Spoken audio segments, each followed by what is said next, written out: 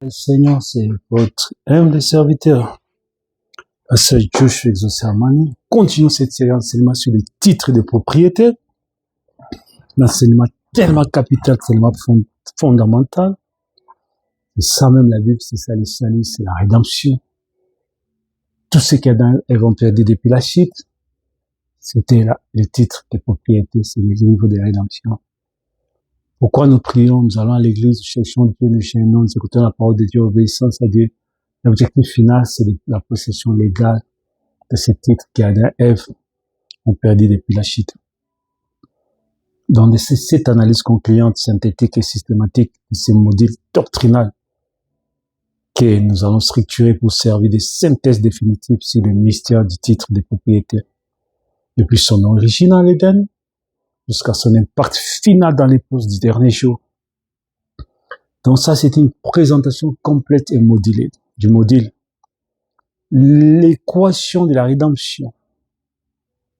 La doctrine du titre de propriété repose sur un principe légal et spirituel immuable.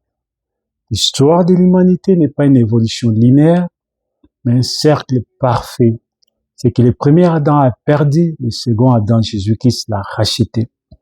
Et l'épouse de la fin les récupère pour fermer la boucle du temps. Le pivot central de cette équation, c'est le livre des 7 sceaux. Apocalypse 5, Apocalypse 10. Abraham explique comme l'acte de propriété abstrait original de Dieu, contenant la vie éternelle, la domination sur la terre et le registre légal des élus. Donc dans Genèse, Éden, la chute. Dans l'Apocalypse, Adam possède le titre retourne à l'agneau Christ. L'épouse mange les livres, le titre de propriété dans la main et le livre est retrouvé. Donc, quand on a péché, le livre est rentré sur le titre, et Dieu l'a repris, le titre et l'autorité. Jésus est venu, il a possédé le livre et il retourne ça à Adam, à l'épouse, à la fin. Apocalypse 10, on va prendre les livres, mange. Une analyse comparative, Adam et l'épouse du dernier jour. Le tableau ci-dessus résume les correspondances exactes. L'évolution du statut du titre de propriété entre le commencement et la fin. La dimension Adam avant la chute dans Genèse. L'épouse du dernier jour dans Apocalypse 10. Les statuts juridiques. La première personne à posséder les livres, qui est le possesseur légal du titre, c'est Adam. Donc, troisième et dernier possesseur légal et héritière. La nature de l'être, les doubles natures, l'être spirituel, la théophanie, manifestée dans un corps de chair parfait, la restauration de la double nature, la théophanie prend les contrôles du corps physique. Au niveau de l'autorité, souveraine totale, contrôle absolu des lois de la nature, le climat et les animaux. La restauration de l'autorité créatrice par la parole parlée et les troisième pôle. La relation avec les temps, Adam a gardé la jeunesse éternelle, il avait l'absence des maladies, de la vieillesse et de la mort.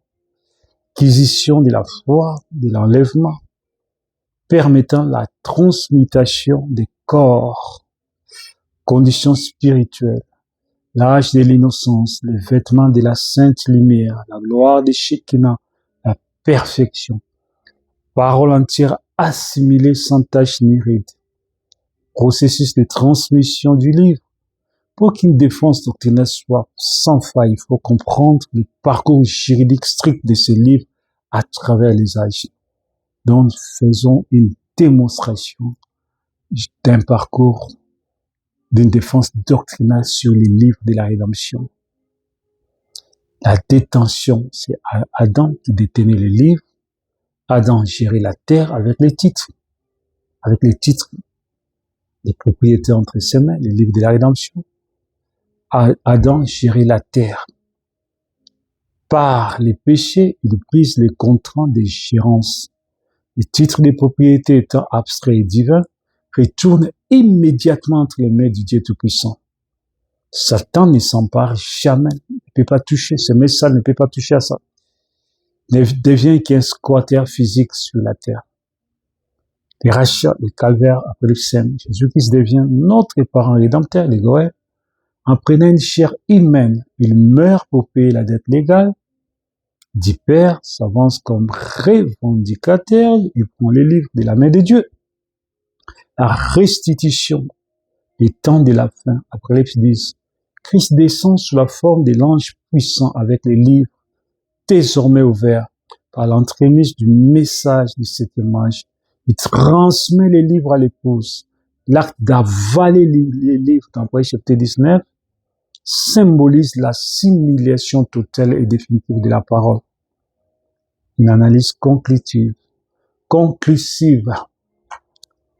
Voilà, on dit, ce mot dit redéfinit entièrement le but de la vie chrétienne à la fin des temps.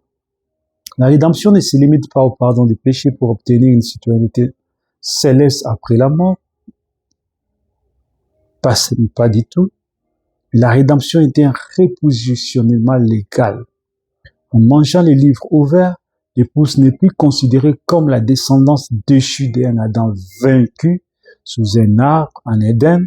Elle s'identifie pleinement au second Adam victorieux sur l'arbre de Golgotha. L'impact psychologique, spirituel et physique de ces titres de propriété dans les cœurs des élus détruit la peur de la mort, de la maladie et du monde, en leur redonnant l'assurance légale de leur divinité originelle. Vous êtes des dieux amateurs. Conclusion finale en un seul mot. La signification du livre avant la chute, sa quête lors de la rédemption et son assimilation finale par l'épouse se résume par la restauration, la rédemption. Alors, donc, nous continuons à entrer profondément sur le livre ouvert. Le livre ouvert est le symbole du titre de propriété en parfaite conformité avec les 7 sceaux. Le livre ouvert, contrairement à Apocalypse 5, où il est fermé et scellé. Ici, le livre doit être déployé, symbolisant qu'il n'y a plus aucun mystère caché dans l'épouse. Il représente la parole de Dieu, entièrement restaurée. Et 7 sceaux brisés. On peut même décider cette ruban ou cette sceau pour représenter ce livre ouvert, briser les sceaux à l'arrière du livre, montrant que l'agneau a définitivement détruit l'acte d'accusation qui était contre nous. Amen. Donc, en arrière-plan, on peut esquiver la silhouette de l'ange puissant qui descend du ciel, enveloppé d'une nuée avec un arc-en-ciel au-dessus de sa tête, positionner un pied sur la terre, un pied sur la mer, tendant ses livres et la race humaine l'épouse. Donc, Frère Branham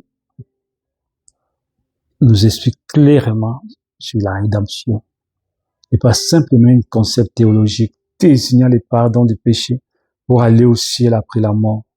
C'est un processus juridique, cosmique et spirituel, rigoureux, qui vise à annuler complètement les effets de la chute d'Adam pour ramener l'homme à sa position souveraine d'origine, souverainement d'origine. Voici l'exposé complet de la rédemption selon William Branham, structuré par sa définition et sa trajectoire et son but final, avec des versets et des citations du frère Branham en appui. La définition de la rédemption, un repositionnement légal. La rédemption se définit fondamentalement comme un rachat, un repositionnement. Elle repose sur la loi biblique du parent rédempteur, le Goël dans l'Ancien Testament, énoncé dans Lévitique 25, Jérémie 32, qui stipule que si un homme perd ses propriétés par pauvreté, c'est un parent proche a les droits légaux de payer les prix pour restituer l'héritage perdu. On en explique que l'homme n'est pas seulement pardonné, mais il est restauré. C'est comme s'il n'a jamais péché. Verset clé, si ton frère devient pauvre et vend une portion de terre, de sa propriété, c'est lui qui a les droits des rachats. Son plus proche parent viendra racheter. C'est qu'avant dit son frère. Lévitique 25. Qu'est-ce que c'est la rédemption? C'est vous ramener exactement où vous étiez au commencement. C'est les titres de propriété, la vie éternelle qui nous ramène exactement là où Adam était avant de perdre les titres de propriété, avant la chute. Racheter signifie ramener. Racheter quelque chose qui a été perdu, un état qui a été abandonné, et ramener à son propriétaire original. Révélation de cette source. La trajectoire de la rédemption, le parcours des livres, la trajectoire de la rédemption sur un chemin juridique strict qui a 4 étapes, qui va du jardin d'Éden jusqu'à l'épouse du temps de la fin, matérialisée par le déplacement du titre de propriété. Ouais. Étape 1, la perte en Éden, Genèse 3, Adam possédait les titres de propriété, l'autorité, la vie éternelle. En péchant, il brise les contrats.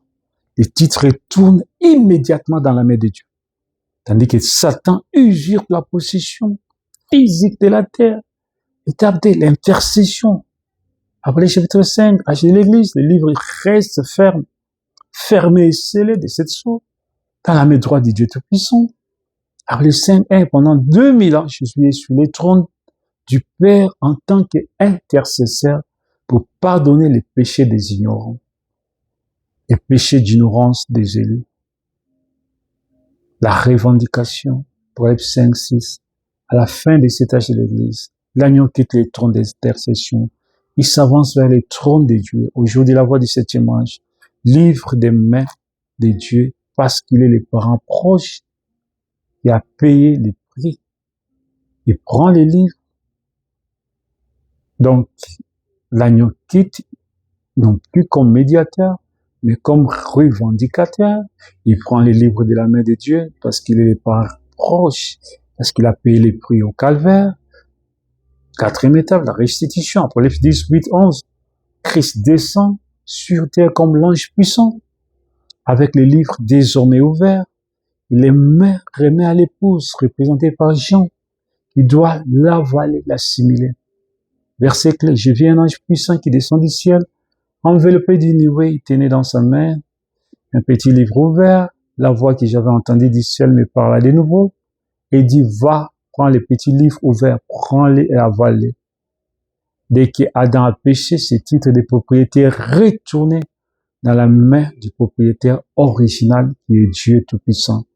Il est resté là scellé jusqu'au jour où un homme né de façon appropriée, un parent proche pourrait avancer et les réclamer.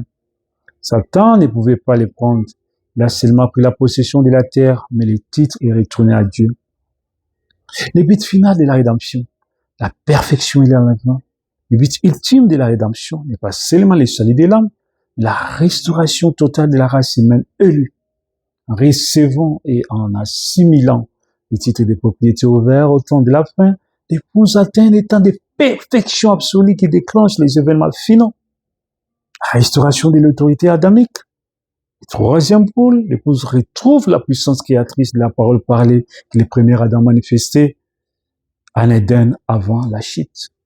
Lorsque l'épouse aura ces titres de propriété abstraits, ancrés dans son âme, dans son cœur, la dynamique s'associera à la mécanique, ça sera la parole parlée. Elle dira à cette montagne, déplace-toi, et se déplacera. Pourquoi? Parce qu'elle a les titres entre ses mains. C'est la foi adamique qui revient. Amen. La foi de l'enlèvement. Le but final de ce processus juridique est de donner à l'épouse la révélation nécessaire pour vaincre la mort, transformer son corps physique et quitter la terre sans passer par la tombe. En un instant, un éclair d'air, à la dernière trompette, la trompette sonnera et les morts en Christ ressusciteront incorruptibles Et nous serons changés. Il faut que ce corps corruptible revête l'incorruptibilité et que ce corps mortel revête l'immortalité. 1 Corinthiens 15, 52, 53. Vous ne pouvez pas avoir la foi pour l'enlèvement tant que vous ne savez pas qui vous êtes et qu'est-ce que vous appartient. L'ouverture des sceaux vous donne les titres de propriété. Amen. Une fois que vous savez, le titre est à vous et que la mort n'a plus de pouvoir, la maladie n'a plus de pouvoir, vous avez la foi nécessaire pour être changé en un instant, en un clin d'œil.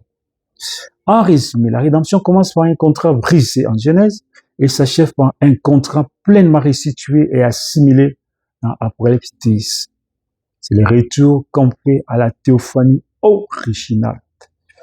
Effaça toute la trace de la chute pour amener l'épouse à la perfection absolue pour l'enlèvement. La fusion entre la rédemption et le titre de propriété. Cette fusion révèle la pensée profonde, la plus complexe dans ces messages, dans cette Bible, loin d'être deux doctrines distinctes, mais elle forme une seule et unique réalité juridique et spirituelle. Amen. Dans cette perspective approfondie, la rédemption n'est rien d'autre que le voyage légal du titre de propriété. S'étendant de sa possession par le premier Adam jusqu'à son assimilation finale par l'épouse du dernier jour. L'équation fondamentale. L'équation fondamentale. Le livre de la rédemption, pour structurer cette pensée unique, il faut poser une définition absolue. Les livres des sept sceaux, les titres des propriétés abstraits, les livres de la vie sont un seul et même objet spirituel. La rédemption n'est pas un concept abstrait, c'est l'acte légal du rachat de ces livres. C'est les fondements bibliques dans l'Ancien Testament. Si ton frère devient pauvre et vend une portion de sa propriété, celui qui a le droit de rachat, son plus proche parent viendra racheter ce qu'avait vendu son frère. Nous avons vu ça, Lévitique 25, 25. Frère, on fusionne immédiatement les documents et les processus. Le livre de sept sceaux et le titre abstrait de Dieu pour la terre, c'est le livre de la rédemption, c'est le titre de propriété pour tout ce qu'Adam a perdu dans les jardins d'Éden. C'est l'acte de propriété abstrait original. C'est la trajectoire juridique du titre, le parcours de la rédemption. La pensée se déploie à travers un mouvement en 4 étapes. C'est la trajectoire de la rédemption calquée sur les déplacements du titre de propriété. Amen. La possession légale, Genèse 1, 2. Avant la chute, Adam possédait les titres de propriété sous une forme abstraite, spirituelle. Ces documents lui confèrent une double nature, esprit et chair en parfaite harmonie. Une autorité absolue sur les lois de la nature. Il est le roi de la terre. Un Dieu amateur. Le brisement du contrat, le séquestre et les livres séquestrés divinement, c'est-à-dire retourne entre les mains de Dieu, Dieu les retient. Lors de la chute, Adam fait faillite, le contrat légal est rompu, le titre de propriété retourne immédiatement entre les mains des propriétaires originaux. Il est tout puissant, il est scellé de cette sorte. Satan n'a jamais touché au livre, il n'est qu'un occupant illégal, un squatteur de la terre. Dès qu'Adam a péché, ce titre de propriété est retourné dans la main du propriétaire original. La brèche du frère Branham, qui est Dieu tout-puissant, il est resté là scellé jusqu'au jour où un homme né de façon appropriée, un parent proche, pourrait s'avancer et réclamer. Satan ne pouvait pas les prendre, il a seulement pris la possession de la terre, mais le titre est retourné à Dieu. La revendication par les proches parents, par les saints. Pendant 2000 ans, le livre restait scellé pendant que Jésus accomplit l'œuvre d'intercession sur le trône du Père. Mais après 5, 6, 7, l'agneau change d'état. Il quitte le trône du Père, s'avance et prend le livre. C'est l'acte légal de la rédemption. Les parents rédempteurs, les Goël. Il revendique ce qui lui appartient par les sons versés au calvaire. Les fondements bibliques du Nouveau Testament. Il vint, il prit les livres de la main droite de celui qui était assis sur le trône. Les 5, 7. Nous voyons qu'il était notre parent rédempteur. Parce qu'il a pris les livres, il a mis propriété originale. C'est un titre de propriétaire pour la rédemption. Il brise les sceaux, révèle et donne la révélation au septième ange et donne son héritage à son épouse. L'impact final dans l'épouse. L'assimilation du titre pour la perfection. La fusion de ces deux culmine dans les ministères de l'épouse du dernier jour. Apocalypse 10, Christ descend avec les livres ouverts. La rédemption atteint son but ultime lorsque ce titre de propriétaire n'est plus seulement dans la main de Jésus, mais qu'il est remis à l'épouse pour que l'épouse avale les livres, prend les livres ouverts dans la main de l'ange, prend-les, avale-les. Apocalypse 10, 8, 9. Il retourne à la condition d'Adam. Retour à la condition adamique, le repositionnement. En mangeant le livre de la rédemption, l'épouse absorbe son identité éternelle, le livre des filles, le livre de la rédemption. Elle est repositionnée légalement là où Adam s'est tenu avant que les serpents entrent en Éden et annulent l'effet. Les livres annulent l'effet de la chute. Maintenant, l'agneau s'est avancé. Il a pris les livres. Il a brisé les sceaux. Et maintenant, qu'est-ce qu'il a fait? Il ramène ce titre de propriété abstrait de la race humaine. Il les remet à l'épouse. Oh Dieu! Pensez-y, l'épouse détient aujourd'hui les titres de propriété abstrait de la vie éternelle, de la domination. Du 5 décembre 1965. Submitting to the World, son titre en anglais. La manifestation de la puissance créatrice du troisième pôle. Posséder le titre produit une démonstration de puissance identique à celle d'Adam et de Jésus. La mécanique du message s'unit à la dynamique du Saint-Esprit pour manifester la parole parlée. Lorsque l'épouse aura ces titres de propriété abstrait ancrés dans son cœur, la dynamique s'associera à la mécanique. Ce sera la parole parlée. Parle à cette montagne, déplace-toi et va se déplacer parce que l'épouse a les livres. Amen. La foi de l'enlèvement, rock tearing faith. La conclusion logique de la rédemption par les livres et la transformation du corps. L'épouse ne peut pas quitter la terre sans les documents légaux de sa glorification. Les titres d'Éden brisent la loi de la pesanteur, de la maladie et de la mort. Fondement biblique en un instant, en un clin d'œil, nous serons changés. Car il faut que ce corps corruptible revête l'incorruptibilité. 1 Corinthiens 15, 52. Vous ne pouvez pas avoir la foi pour l'enlèvement tant que vous ne savez pas qui vous êtes et qu'est-ce qui vous appartient.